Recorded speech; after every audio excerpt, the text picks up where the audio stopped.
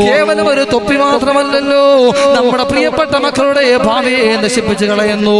ഇവിടെ ഒരു വളർന്നു വരുന്ന ഒരു യുവതലമുറയുണ്ട്, അവരെ മൂല്യബോധത്തെയും സംസ്കാരത്തിനും ദോഷമാകുന്നു. അവരേതോ സ്വപ്നലോകത്ത് മയക്കി കിടത്തുന്നു. ഇത്തരം യൂട്യൂബ് ചാനലുകളെ മുന്നേ നിയന്ത്രിക്കണമായിരുന്നു. ആ നിയന്ത്രണങ്ങൾ വരാത്തത് കൊണ്ടാണോ ഇത്രത്തോളം വലിയ ദുരവസ്ഥയെ ഞാനും നിങ്ങൾ കാണേണ്ടി വരുന്നതു. അഹങ്കാരികളെ പന പോലെ വളർത്തുമെന്ന് പറയുന്നത് നമ്മൾ കണ്ടിട്ടുണ്ടല്ലോ. എന്റെ പ്രിയപ്പെട്ടവരെ,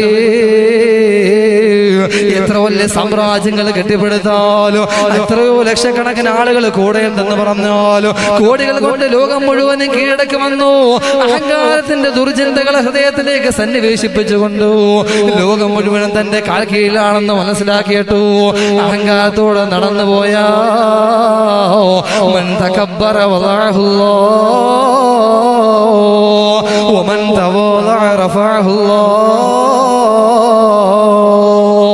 ഒരു ദിവസം നീ വീഴുന്നൊരു സമയമുണ്ടു, നിന്റെ കാൽ ചുവട്ടിലെ മണ്ണ് മുഴുവനും ഒലിച്ചു പോകുന്നൊരു ദിവസമുണ്ടു. അതുകൊണ്ട് വന്ദഹു അമ്മാ നഹാകമുല്ലാഹ്.